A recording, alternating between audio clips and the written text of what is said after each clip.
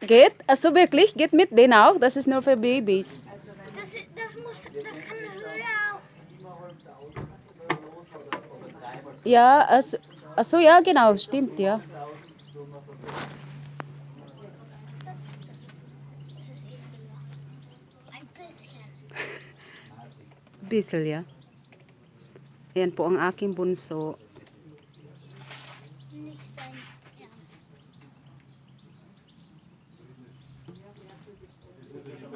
Schau mit diesen.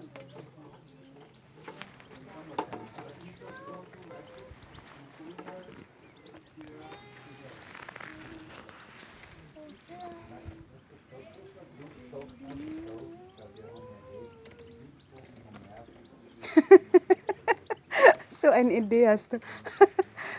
Schau Ist das lustig, oder? diesen Ding. Ay, kaluka yung aking bunso. Kita niyo naman kung ano lang. Gusto niya po kasi makipaglaro sa akin. Kailan sabi ko, hindi pwede kasi may ano ako eh. Schau Nakainom ako ng kunting beer eh. Nahihilo ako kapag pwede mag-ano doon, akyat-akyat. Samahan ko lang siya mag-akyat-akyat. Ding.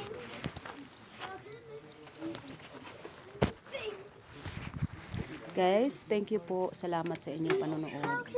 Welcome po sa aking channel. Good evening, universe. And now is 6 p.m. In Austria, Europe. Guys, 6 p.m. pa lang po sa amin ngayon, pero nakita niyo po naman maaraw pa siya. Kasi na normal lang po talaga dito sa amin sa Austria na yung kahit na ganitong ano siya, medyo gabi na siya pero hindi pa madilim. Natural na lang po yan sa kanila dito. Hanggang 9:30 ng gabi ay maliwanag pa. Ayan po oh, nakasulat sa German. Betreten der Baustelle verboten. Eltern haften für ihre Kinder. Ang ibig sabihin niya ay hindi pwedeng yung construction hindi pwedeng pasukan kasi bawal at ang responsibility ay ang mga magulang. Yun ang ibig sabihin po. So yan po ang ganda ng ng bundok. Ganda po ng bundok ayan.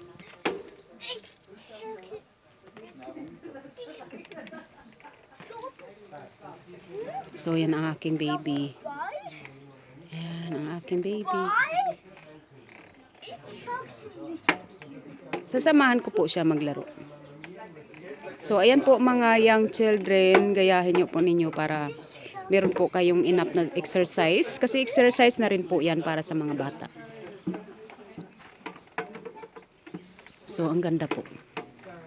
Ang ganda ng ano nila ng ano po ito eh kasi parang restaurant ito. Ganun ang style. Ang cute ng bahay. Cute ng bahay-bahay nila kunti oh. Tingnan mo guys ang kanilang gilid. Yan. Maliit na bahay-bahay lang ito. Parang bahay kubo siya pero ang ganda. Cute. Yan. Cute ang pagkagawa. May mga customer doon sa likod pero hindi ko pwedeng kuhanan kasi magagalit. So, ayan.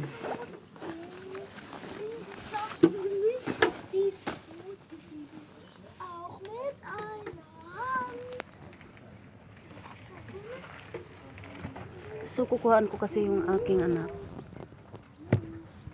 So,